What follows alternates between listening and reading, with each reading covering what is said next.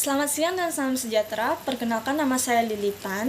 Saya berasal dari Prodi Ilmu Pemerintahan, Fakultas Ilmu Sosial dan Ilmu Politik, Universitas Tanjung Pura Pontianak.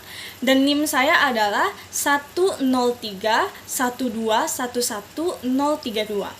Di sini saya akan menjelaskan apa itu separation of powers. Separation of powers adalah pembagian kekuasaan. Jika berbicara mengenai hal ini, pasti ada dua tokoh yang sangat terkenal, yaitu John Locke dan Montesquieu. John Locke dengan karyanya yaitu Two Trends on Civil Government, dan Montesquieu dengan karyanya yaitu The Spirit of Law. Sebenarnya, sebelum mereka membicarakan mengenai pembagian kekuasaan ini, pembagian kekuasaan itu sudah terjadi di suatu wilayah, di hukum adat, dan juga sistem-sistem hukum lainnya. Namun di sini, karya John Locke dianggap terlebih dahulu membicarakan mengenai pembagian kekuasaan. Di dalam masalah ini, John Locke membagi kekuasaan menjadi 3, yaitu kekuasaan legislatif, kekuasaan eksekutif, dan kekuasaan federatif. John Locke beranggapan bahwa sebuah kekuasaan itu harus memiliki batas. Di dalam Primus Inter Parens, John Locke mengemukakan bahwa tidak semua kekuasaan itu diserap, namun masih ada kekuasaan yang tertinggal di masyarakat. Dari pemikiran John Locke ini lahirlah namanya monarki konstitusional. John Locke tidak ingin bahwa semua kekuasaan itu dipegang dan dikendalikan oleh satu tangan saja. Karena mengapa? Jika hal ini terjadi, John Locke beranggapan bahwa ini akan menimbulkan suatu kekacauan. Maka dari itu, John Locke membagi 3 kekuasaan. Yang pertama ada kekuasaan legislatif. Kekuasaan legislatif adalah kekuasaan yang membentuk hukum. John Locke mengatakan bahwa tidak ada sebuah hukum yang boleh lahir di suatu negara tanpa melalui lembaga legislatif. Yang kedua, ada kekuasaan eksekutif. Kekuasaan eksekutif adalah kekuasaan yang melaksanakan apa yang telah diputuskan oleh lembaga legislatif. Yang kedua, ada kekuasaan federatif.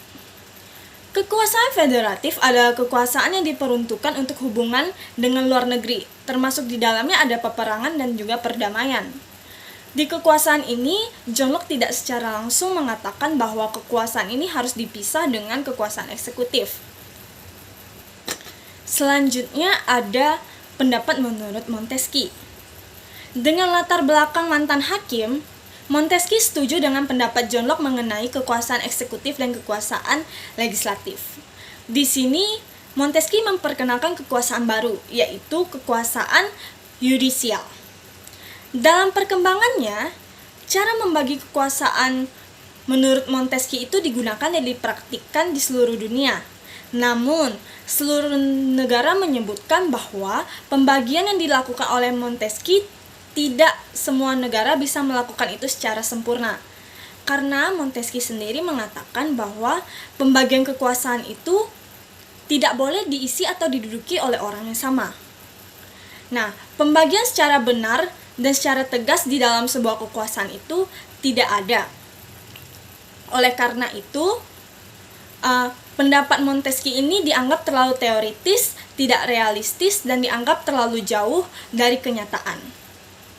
Di dalam mempraktekannya di dunia nyata, cara memaknainya di setiap negara itu berbeda-beda. Contohnya saja di Amerika. Bagi Amerika, yang terpenting di dalam sebuah kekuasaan itu adalah membership.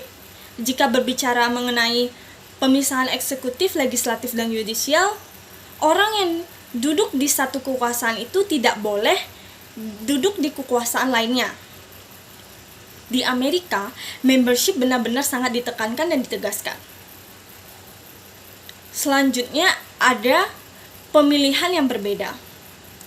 Cara pemilihan yang berbeda di setiap lembaga di Amerika itu memiliki cara yang berbeda-beda. Contohnya saja, presiden di Amerika.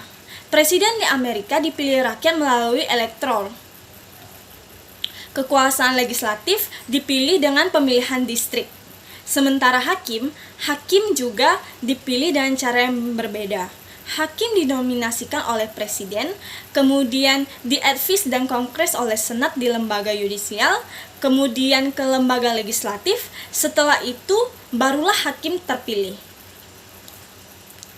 Ketiga, adalah masa jabatan di setiap kekuasaan atau di setiap lembaga. Lembaga-lembaga kekuasaan di Amerika juga memiliki masa jabatan. Yang pertama ada presiden. Presiden memiliki jabatan selama 4 tahun. Senat memiliki masa jabatan selama 6 tahun. Dan House of Representatives memiliki masa jabatan selama 2 tahun.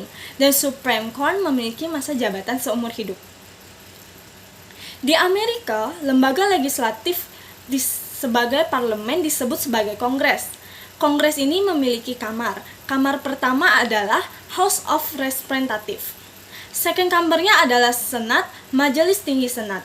Jika berdua itu digabung, maka akan menjadi sebuah kongres. Keduanya memiliki masa jabatan yang berbeda. Dan yang kedua adalah Hakim Agung. Di Amerika, Hakim Agung memiliki masa jabatan seumur hidup. Jadi, seluruh kekuasaan memiliki masa jabatan. Dan yang paling penting adalah, di dalam masa jabatan yang sama atau waktu yang sama, tidak ada yang memiliki atau menduduki jabatan yang sama juga. Kemudian, orang Amerika menjelaskan bahwa separation of powers itu institusinya yang dipisah. Powersnya tidak benar-benar dipisah. Orang Amerika menjelaskan konsep lain, yaitu checks and balance. Kekuasaan ini perlu diawasi satu sama lain. Jangan sampai produk hukumnya hanya menguntungkan satu pihak saja. John Locke berkata bahwa orang yang membentuk hukum juga termasuk dalam objek yang terkait dalam hukum. Dan akhirnya John Locke pun membentuk sebuah hukum kuadrat. Hukum kuadrat adalah hukum yang bersifat transendensial. Checks and balance adalah cara mengontrolnya adalah dengan sedikit membagikan kekuasaan dengan lembaga lain agar lembaga-lembaga tersebut dapat mengontrol satu sama lain. Baik, demikianlah penjelasan saya. Maaf bila ada kata-kata yang kurang berkenan atau salah. Sekali lagi saya mohon maaf. Terima kasih dan selamat siang.